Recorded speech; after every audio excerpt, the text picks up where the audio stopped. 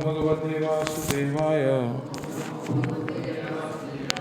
ओम नमो भगवते वासुदेवाय।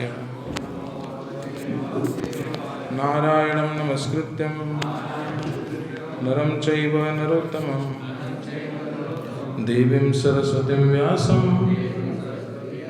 ततो जयमुदीरयेत्। नष्टप्रायेषु भद्रेषु नित्यं भागवत सेवया भगवती उत्तम श्लोके भक्तिर्भवती नैष्ठिकी। ग्रंथराज श्रीमद्भागवत महापुराण की, जगत गुरु श्री प्रभुपाद की, सतगुरुदेव महाराज की।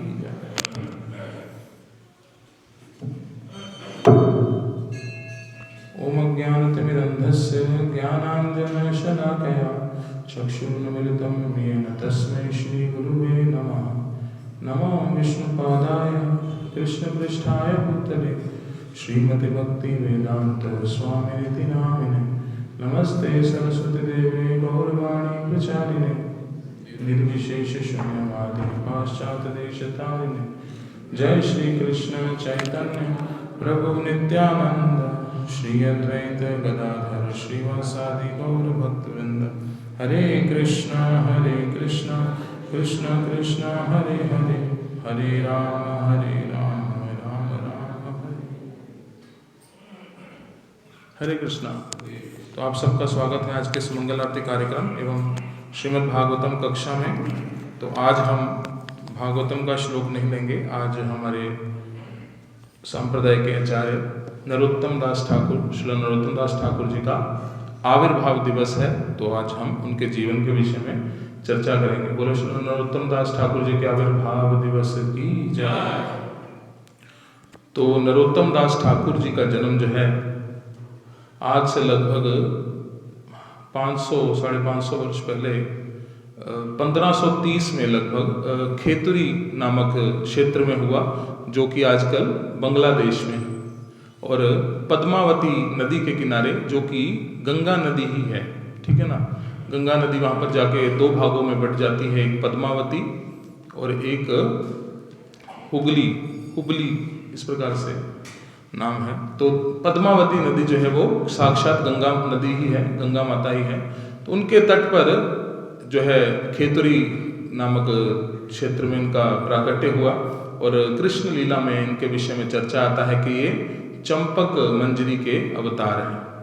और इनके पिताजी जो हैं कृष्णानंद दत्त एक राजा थे, उस स्थान के, खेतुरी स्थान के एक राजा थे, और राजा के पुत्र थे। और इनकी माता का नाम था नारायणी देवी। इस प्रकार से इनके विषय में चर्चा आती है। तो बचपन से ही ये बड़े सुंदर और बड़े बुद्धिमान थे।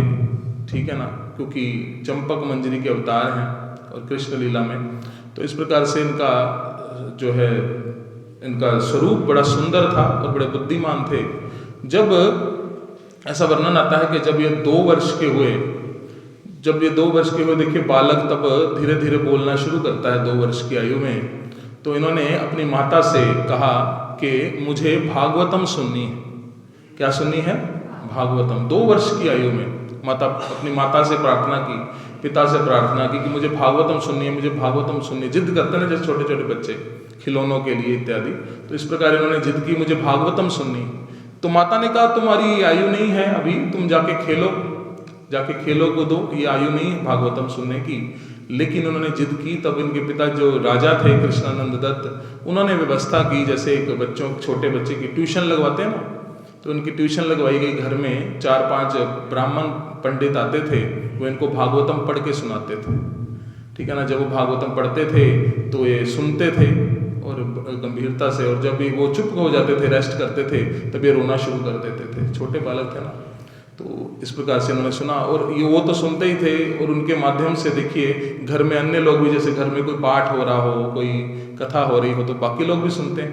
इनके माताजी भी सुनते थे, और घर में अन्य जो आने वाले अतिथि रिश्तेदार सब जो है वो सुनते थे। तो मतलब 2 साल की आयु में इन्होंने भागवतम का प्रचार प्रारंभ करवा दिया। ठीक है ना। तो इसलिए ये कोई साधारण नहीं थे, बड़े दिव्य वैष्णव थे। और इनके विषय में चैतन्य महाप्रभु ने पहले ही भविष्यवाणी कर दी थी। एक बार महाप्रभु वृंदावन आ रहे थे, रास्ते में पद्मावती नदी के किनारे ही वो रुके और जोर जोर से चिल्लाने लगे, नरोत्तम नरोत्तम नरोत्तम। महाप्रभु देखिए, महाप्रभु जो है अपनी लीला समाप्त करके लगभग 1532 ईस्वी में गए वापस अपने धाम, ठीक है ना। और ये 1530 में प्रकट हुए नरोत्तम दास ठाकुर। तो उन्होंने पहले ही जो है भविष्यवाणी की थी, नरोत्तम नरोत्तम पुकारने लगे। तो सब भक्त लोग जो थे इनके महाप्रभु के इर्द गिर्द जो पार्षद थे, वो सोचे कि भगवान को पुकार रहे हैं, क्योंकि भगवान का भी एक नाम क्या है, नरोत्तम। नरोत्तम का असली अर्थ क्या है, जो नरों में उत्तम हो, जो नरों में उत्तम, उसको नरोत्तम कहा जाता है। तो भगवान का एक नाम है। तो उन्होंने सोचा भगवान को पुकार रहे हैं, लेकिन जब महाप्रभु से पूछा गया कि आप नरोत्तम नरोत्तम क्यों पुकार रहे थे, तो उन्होंने बताया कि मेरा एक बड़ा ही दिव्य भक्त जो है प्रकट होगा और वो जो है बड़ा कृष्ण भक्ति का बड़ा प्रचार प्रसार करेगा, उनका नाम होगा नरोत्तम। तो सबको मतलब पता चल गया उनके आने से पहले ही कि एक भक्त आएंगे जिनका नाम होगा नरोत्तम। देखिए, नाम एग्जैक्ट बता दिया उन्होंने। और इसके साथ साथ उन्होंने जो है पद्मावती, जो कि गंगा नदी ही है, उसमें जाकर स्नान किया महाप्रभु ने। और ऐसा वर्णन आता है कि नरोत्तम नरोत्तम पुकारते हुए उन्होंने अपने अश्रु प्रवाह किए, प्रेमा भक्ति से भरे हुए अश्रु। तो वो जो है वो गंगा नदी को उन्होंने धरोहर के रूप में दिए कि मेरा एक भक्त आएगा, ये मेरे प्रेमा भक्ति से भरे हुए जो अश्रु हैं तुम उनको दे देना। मतलब डायरेक्टली क्या बोला कि जो मेरी प्रेमा भक्ति है कि उसको आप दे देना। तो इस प्रकार से जब महाप्रभु ने अपने प्रेमाश्रु दिए एक एज ए धरोहर गंगा माता को, तो जब ये 12 वर्ष के हुए तो शुरू से ही वैसे तो बड़ा इनका नेचर जो है बड़ा आध्यात्मिक था और बड़े बुद्धिमान थे और बड़े सुंदर भी थे। तो 12 वर्ष के जब हुआ तो एक दिन ये स्नान करने पद्मावती नदी में गए। स्नान करने कैसे गए कि इनको रात को जो है स्वप्न आया, और स्वप्न में नित्यानंद प्रभु ने इनको कहा कि आप जो है जाकर पद्मावती नदी में स्नान करो, आपकी कोई प्रतीक्षा कर रहा है। तो जब महाप्रभु ने अपने जो प्रेमा भक्ति के अश्रु गंगा माता को प्रदान किए थे, तो गंगा माता से कहा था कि मेरा भक्त आएगा, उसको ये दे देना। और गंगा माता ने आगे से पूछा था, पद्मावती माता ने क्या पूछा था कि मैं पहचानूंगी कैसे उस भक्त को आपके। तो उन्होंने कहा था कि जब वो आएगा, जब वो आप में स्नान करने के लिए प्रवेश करेगा, तो आपकी लहरें जो हैं वो उफान में आ जाएंगी, बड़ी ऊंची ऊंची लहरें उठने लगेंगी और आपका जल स्तर जो है वो बढ़ जाएगा, नॉर्मल नहीं रहेगा। तो इन्होंने ये लक्षण बताए थे। तो ऐसे ही एक दिन जब नित्यानंद प्रभु ने इनको स्वप्न दिया नरोत्तम दास ठाकुर को, ठीक है ना, नरोत्तम इनका नाम था, नरोत्तम जी को स्वप्न आया नित्यानंद प्रभु का कि स्नान करना है नदी में जाकर, कोई प्रतीक्षा कर रहा है। तो ये तुरंत सुबह उठकर स्नान करने जब गए, तो जैसे ही इन्होंने पहला कदम रखा अंदर नदी में, तो नदी में उफान आ गया, जल स्तर बढ़ गया, जोर ऊंची ऊंची लहरें आने लगी। तो ये देखा जब गंगा माता समझ गई कि ये जो भक्त है ये विशेष है, इसके विषय में ही महाप्रभु ने मेरे को बताया था। और जैसे ही इन्होंने स्नान किया, उनका सारा स्वरूप ही बदल गया, उनका कॉम्प्लेक्शन जो है वो महाप्रभु की तरह ही गोल्डन हो गया, ठीक है ना, इतना तेज बढ़ गया उनका। और भक्ति, कृष्ण भक्ति का जो उनको महाप्रभु ने जो दिए थे ना प्रेमा भक्ति के अश्रु, वो जब उनको प्रेमा भक्ति मिल गई तो वो पागलों की तरह कृष्ण कृष्ण कृष्ण कृष्ण कृष्ण कृष्ण ही बोलते रहे, और एक मिनट के लिए भी चुप नहीं होते थे, कृष्ण कृष्ण बोलते रहे, बड़े भावपूर्ण। और इतना भाव उनमें बढ़ गया और उनका जरा सारा कॉम्प्लेक्शन ही चेंज हो गया। जैसे वो घर गए अपने, उनके माता पिता ने देखा कि ये क्या हो गया इनको, ये तो कृष्ण कृष्ण कृष्ण ही करी जा रहे हैं। तो जब ये पैदा हुए थे, जब ये प्रकट हुए थे, तब क्या हुआ था, एक ज्योतिषी ने भविष्यवाणी की थी कि आपका जो पुत्र है वो बड़ी छोटी अवस्था में ही क्या बन जाएगा, एक महान संत बनेगा और बड़ा प्रचार करेगा हर जगह। तो इनको डर था, इसीलिए बचपन से ही इन्होंने बड़ी टाइट सिक्योरिटी में उनको रखा था। लेकिन जब ये ऐसा करने लगे, कृष्ण कृष्ण नाम लेने लगे और इनके हाव भाव बदल गए, तब उन्होंने और ज़्यादा सख्त पैरा लगा दिया कि इसको कहीं जाने नहीं देना, इसको कहीं जाने नहीं देना। और ज़बरदस्ती जो है उनका विवाह करा दिया एक बड़ी सुंदर स्त्री के साथ, बड़ी सुंदर। लेकिन ऐसे बंधन जो हैं वो शुद्ध भक्तों को कहाँ रोक पाते हैं, ठीक है ना। तो नरोत्तम दास ठाकुर जो हैं वो बार बार प्रार्थना करते अपने माता पिता से कि मुझे वृंदावन जाना है, मुझे वृंदावन जाना है, मुझे वृंदावन जाने दीजिए। इस प्रकार से प्रार्थना करते थे बारंबार लेकिन वो उनको जाने नहीं देते। तो एक बार क्या हुआ, नवाब हुसैन शाह की उसमें वहाँ पर हुकूमत थी, तो उनके पिता और इनके तायाजी, उनका नाम था, इनके पिताजी का नाम था कृष्णानंद दत्त और इनके तायाजी का नाम था पुरुषोत्तम दत्त। तो पुरुषोत्तम दत्त और कृष्णानंद दत्त को कोई काम पड़ गया, राजा ने उनको बुलाया, और इनके एक तायाजी का एक पुत्र भी था जिसका नाम था संतोष दत्त, ठीक है ना। जब तायाजी और पिताजी चले गए तो इन्होंने देखा कि अभी मौका है मेरे पास, है वो है नहीं इधर, और माताजी को इन्होंने जैसे तैसे बातों में लगा करके वहां से भाग गए, ठीक है ना। क्योंकि कृष्ण प्रेम जो है बड़ा उन्मत्त था, इनमें हो चुका था, अभी महाप्रभु का आशीर्वाद भी मिल गया था। तो इनको बस ये पता था कि वृंदावन इस दिशा में है और मुझे इसी दिशा में भागना। जैसे मान लीजिए पश्चिम दिशा में है, कोई रास्ता नहीं पूछा किसी से, कोई किसी से ये नहीं पूछा कि कौन सी नहर जाती है, कौन सा सड़क जाती है, या कौन से गांव से होकर गुजरना पड़ता है, कुछ नहीं पता। केवल पता है कि इस दिशा में वृंदावन है, उस दिशा में उन्होंने भागना शुरू कर दिया। भागते गए, पीछे कोई आ तो नहीं रहा, सैनिक थे ना लगे हुए हैं इनकी सिक्योरिटी में, तो भाग रहे हैं नरोत्तम। भागते भागते कई लोगों ने रास्ते में देखा कि इतना सुंदर, कौन है ये इतना सुंदर बालक जिसका इतना तेज है और कृष्ण नाम केवल बोल रहा है, कृष्ण कृष्ण कृष्ण, और भागते चले जा रहे हैं। रास्ते में कांटेदार झाड़ियां, जंगल, पता नहीं कहाँ से निकले, शरीर में थोड़े जख्म भी हो गए, लेकिन कृष्ण प्रेम इतना उन्मत्त है कि भागते जा रहे हैं, वृंदावन की ओर जाना है। तो अंत में जब ये वृंदावन पहुंच गए तो वहां वर्णन आता है कि श्री श्री गोविंद देव मंदिर में ये पहुंचे, जहाँ पर उस समय जीव गोस्वामी जो थे प्रकट थे। तो जीव गोस्वामी ने जब ये देखा कितना सुंदर तेजस्वी बालक कौन है, तो उन्होंने पूछा कि आप कौन हैं। उन्होंने कहा मेरा नाम है नरोत्तम। क्या नाम है? नरोत्तम। तब ये नाम सुना उन्होंने, तो उन्होंने कहा महाप्रभु ने हमें पहले ही बताया था कि इस नाम से एक भक्त आएगा मेरा जो बड़ा ही दिव्य होगा, साधारण नहीं होगा। तो उन्होंने उनका बड़ा वेलकम किया, ठीक है ना, उनको जो है गाइड भी किया और उनको कहा कि आप जो है प्रचार कार्य में हमारी सहायता करेंगे, लेकिन सबसे पहले आपको क्या लेनी है? दीक्षा। क्या लेनी है? दीक्षा आपको किनसे लेनी है? किनसे ली दीक्षा उन्होंने? लोकनाथ गोस्वामी से। तो उन्होंने गाइड किया कि आपको पहले जाकर लोकनाथ गोस्वामी से क्या लेनी है? दीक्षा लेनी है। तो इस प्रकार से इन्होंने जीव गोस्वामी के आदेशों पर लोकनाथ गोस्वामी के पास गए। और ये कथा आपने बहुत बार सुनी होगी कि लोकनाथ गोस्वामी ने प्रण किया था कि मैं कोई शिष्य धारण नहीं करूंगा। जैसे गौर किशोर दास बाबा जी ने भी ये संकल्प किया था कि मैं कोई शिष्य धारण नहीं करूंगा, लेकिन फिर भी जबरदस्ती कह लीजिए या बड़े प्रेम पूर्वक उनकी सेवा करके किन्होंने दीक्षा ली थी?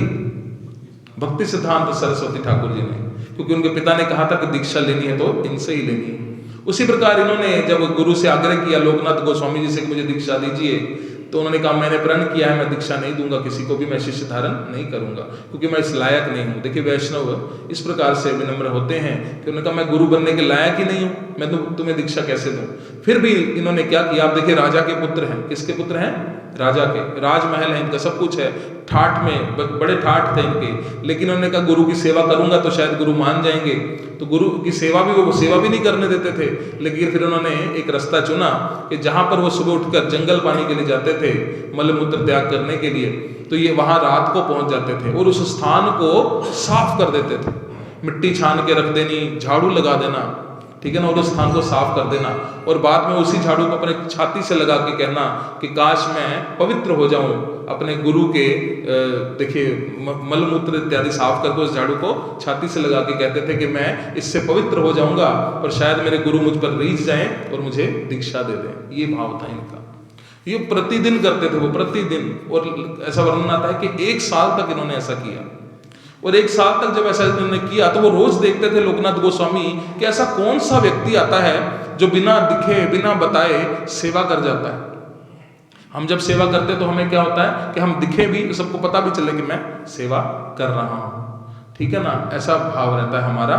लेकिन उनका भाव क्या था? ना मैं दिखूं कभी, ना मैं सामने आऊं और सेवा जो है चलती रहे।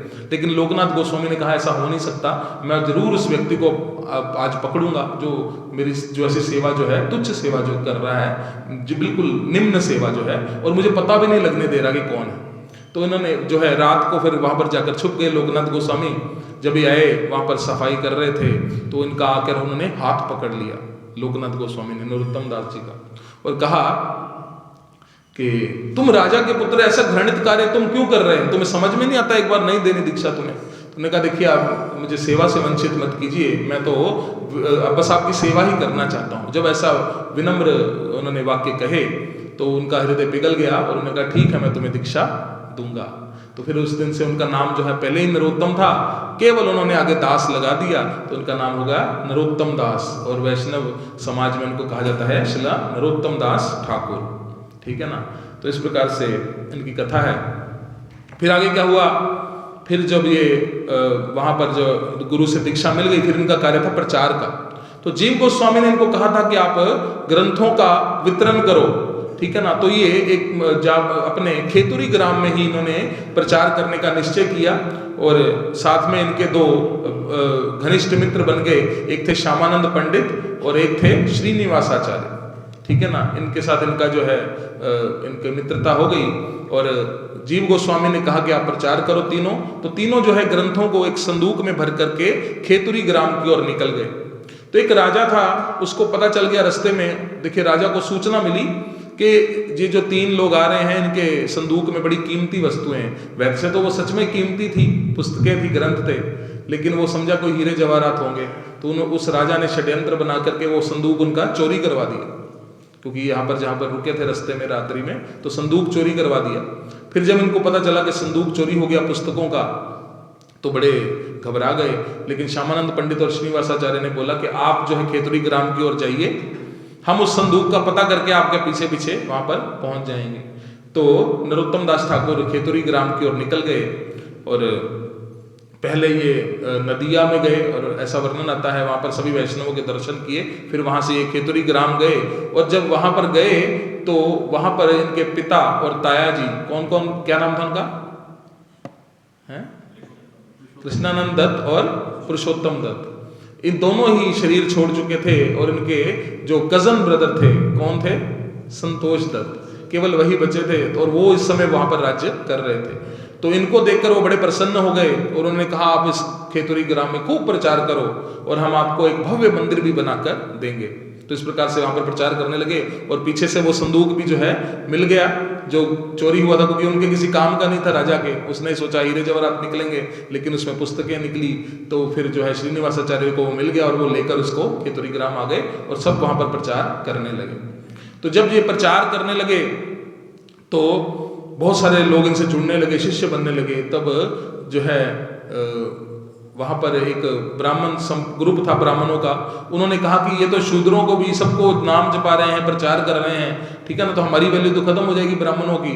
तो इन्होंने क्या किया, रूप नारायण एक बड़े विश्वविख्यात पंडित थे, रूप नारायण पंडित, उनको बड़ा शास्त्रों का ज्ञान था। उन्होंने उनको साथ में लिया और वहाँ एक राजा था दूर दराज में, उनका नाम था नरसिंह, राजा नरसिंह। उससे जाकर मिले और षड्यंत्र बनाया कि इस प्रकार हम ऐसे नरोत्तम दास करके एक व्यक्ति हैं, वो सभी को जो है नाम जपा रहे हैं, दीक्षा दे रहे हैं, सबको जोड़ रहे हैं भक्ति में, तो ब्राह्मणों का तो कोई वैल्यू नहीं रहेगी। तो आप हमारे साथ चलिए, राजा को बोला, और आप हम उनसे जाके जो है शास्त्रार्थ करेंगे और उनको हरा देंगे शास्त्रार्थ में, क्योंकि हमारे साथ जो है रूप नारायण पंडित जैसे विद्वान। तो ये षड्यंत्र सब ब्राह्मणों ने बनाया। तो नरोत्तम दास ठाकुर जी के दो शिष्य थे, एक का नाम था गंगा नारायण चक्रवर्ती और एक का नाम था रामकृष्ण आचार्य। ये दो उनके शिष्य थे, पार्षद थे। तो जैसे ही इनको पता चला कि वो सभी ब्राह्मण रूप नारायण पंडित जैसे विद्वान को और साथ में नरसिंह राजा को लेकर के हमें परास्त करने के लिए आ रहे हैं, तो इन्होंने कहा, इन दोनों ने आपस में षड्यंत्र बना कि हम वहां पर जाएंगे और हम जाकर उनको किसी तरह से अपने साथ शास्त्रार्थ पहले करवाएंगे, तो फिर उनको जो है हम देखेंगे क्या होता है, मतलब यहाँ आने से रोक देंगे उनको, क्योंकि अगर वो यहाँ आए तो वो जो है अपमान करेंगे। और नरोत्तम दास ठाकुर इतने विनम्र थे, वो कहेंगे ठीक है जी आप ही विद्वान हैं, इस प्रकार से। तो ये गए जहाँ पर उन्होंने रात को डेरा लगाया था, क्योंकि चलते चलते आ रहे थे पैदल मार्च करते हुए, तो रास्ते में एक जगह रुक गए रात्रि को। तो इन दोनों ने जाकर वहां पर जो है 2 स्टॉल लगा लिए, दुकान खोल ली, ठीक है ना। किन्होंने, रामकृष्ण आचार्य और गंगा नारायण चक्रवर्ती, इन्होंने 2 स्टॉल लगा लिए। तो एक ने लगाया पान का स्टॉल, पान, क्योंकि सब खाते थे तब पान, और एक ने लगाया मिट्टी के बर्तनों का। तो रात्रि को उनको जब भोजन वगैरह पकाना था तो बर्तनों के लिए बर्तन चाहिए थे मिट्टी के, तो मिट्टी के बर्तन लेने के लिए एक स्टॉल पर गए, जो कि नरोत्तम दास ठाकुर के शिष्य थे, उनके पास गए और कहा हमें बर्तन चाहिए। तो उन्होंने संस्कृत में बात की, ठीक है ना, संस्कृत में बात की। तो ब्राह्मण बड़े हैरान हो गए, अरे ये संस्कृत में बात कर रहा है मिट्टी बर्तन बेचने वाला, इसको लगता है थोड़ा ज्ञान है। तो थोड़ी बातचीत शुरू हुई, बातचीत से तर्क वितर्क शुरू हुआ, तर्क वितर्क से बात आ गई शास्त्रार्थ के ऊपर, ठीक है ना।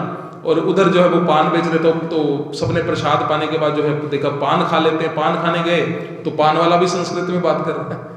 तो कहते इतने विद्वान लोग कहाँ से आ गए इस जंगल में, है?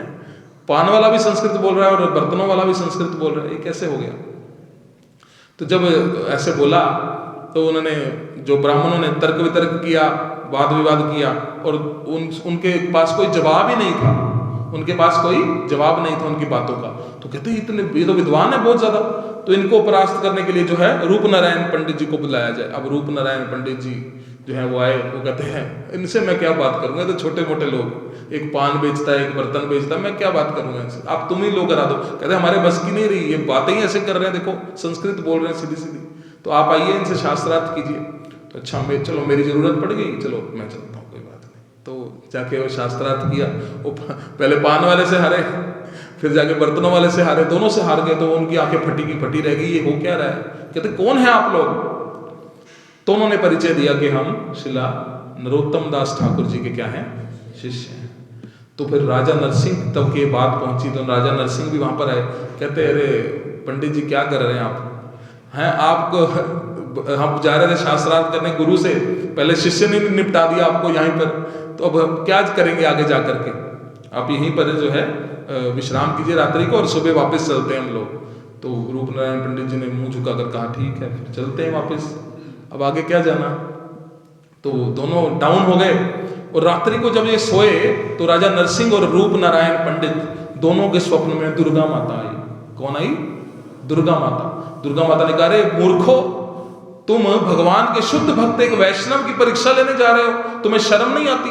तुम सुबह जाओ और उनके चरणों में गिरकर माफी मांगो, अगर तुमने ऐसा नहीं किया तो मैं तुम्हारा सर्वनाश कर दूंगी।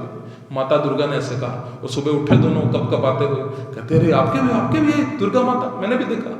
वो वैसे कह रहे थे हमें जाना पड़ेगा, माफी मांगनी पड़ेगी। तो दोनों उठ के जो है नरोत्तम दास ठाकुर के पास गए। अब नरोत्तम दास ठाकुर का स्वभाव कैसा, ये तो जा रहे थे शास्त्रार्थ करने, उनको पता ही नहीं है। फिर उनको पता चला कि राजा आ रहे हैं, कोई राजा और साथ में एक विद्वान पंडित हैं। उन्होंने दोनों के चरण धोए, दोनों को आसन दिया, दोनों का सत्कार किया जैसे एक वैष्णव को करना चाहिए, ठीक है ना। जब ये सब चीजें देखी उन दोनों ने, वो कहते हम इनसे पंगा लेने के लिए आ रहे थे, ये तो बड़े विनम्र हैं, ये तो इनमें तो कोई ऐसी बात ही नहीं है। तो फिर दोनों ने, राजा और रूप नारायण पंडित ने उनसे क्या ली, दीक्षा ली। और उनसे दीक्षा लेकर फिर उन्होंने कहा कि आप भगवान कृष्ण का नाम जाप करो और साथ में प्रचार करो। तो फिर उन्होंने ऐसा ही किया, नाम जप किया और प्रचार करना शुरू कर दिया। पहले तो खेतुरी में प्रचार होता था, फिर उनके राज्य में भी, जहाँ से वो राजा आए थे वहाँ पर भी प्रचार प्रसार शुरू हो गया। तो ऐसे हैं नरोत्तम दास ठाकुर। तो इनके विषय में और भी बहुत सारी बातें हैं, अभी समय हमारे पास कम है, तो फिर कभी मौका मिला तो इनके जीवन के विषय में और ज़्यादा बताएंगे, वर्णन करेंगे। ऐसा वर्णन आता है कि इन्होंने खेतुरी ग्राम में पहली बड़े लेवल पर जो है गौर पूर्णिमा का आयोजन किया था। गौर पूर्णिमा बड़े स्केल पे पहली बार जो है इन्होंने ही शुरू की थी। और वहाँ पर ये कीर्तन जब करते थे तो चैतन्य महाप्रभु जो कि जा चुके थे, हमने भी बात की ना 1532 में अपने धाम वापिस जा चुके थे, वो साक्षात आकर पंचतत्व के साथ नृत्य करते थे जब ये कीर्तन करते थे। और ऐसा वर्णन था जब ये कीर्तन करते थे और प्रार्थनाएं वैष्णव भजन गाते थे तो पत्थर भी पिघल जाते थे। तो इनकी बड़ी सुंदर पुस्तकें हैं दो, एक है प्रार्थना और एक है, दूसरी का नाम मैं भूल गया हूँ, एक प्रार्थना है और एक और है बड़ी सुंदर पुस्तक है, चंद्रिका शायद नाम है से, इस प्रकार से। तो ये पुस्तकें हैं और इनके बड़े सुंदर सुंदर वैष्णव भजन भी हैं नरोत्तम दास ठाकुर जी के। तो नरोत्तम दास ठाकुर जी के भजनों को गाने मात्र से, उनको किसी एक भजन का मतलब भी हम समझ लेंगे तो हमारा जीवन सिद्ध हो सकता है, ठीक है ना। तो ऐसे सुंदर सुंदर इन्होंने भजन लिखे बंगला भाषा में, जो हमारी वैष्णव पुस्तिका जो बुक है, वैष्णव भजनों की जो पुस्तक है उसमें आपको मिल जाएंगे। नहीं तो फिर और भी पुस्तकें आती हैं, प्रार्थना आती है इनकी पुस्तक, वो उसको भी पढ़ सकते हैं। तो ऐसे वैष्णव का आज आविर्भाव दिवस है, आज के दिन ये प्रकट हुए थे। तो इनके चरणों में हमें ये प्रार्थना करनी चाहिए कि हमें भी कृष्ण भक्ति का एक लव मात्र कन मात्र प्रदान करें, जिससे हम भी कृष्ण भक्ति में अग्रसर हो सके। तो इन्हीं शब्दों के साथ सभी का धन्यवाद। बोलिए नरोत्तम दास ठाकुर जी के आविर्भाव दिवस की जय। किसी का कोई प्रश्न तो नहीं? जगत गुरु श्रील प्रभुपाद की जय, सतगुरुदेव महाराज की जय, ग्रंथराज श्रीमद् भागवतम की जय। आइए वैष्णवों के चरणों में सादर वंदना करें, जो कल्पवृक्ष के समान है, कृपा के सागर हैं और पतित आत्माओं पर अत्यंत दयालु हैं। वांछाए कल्प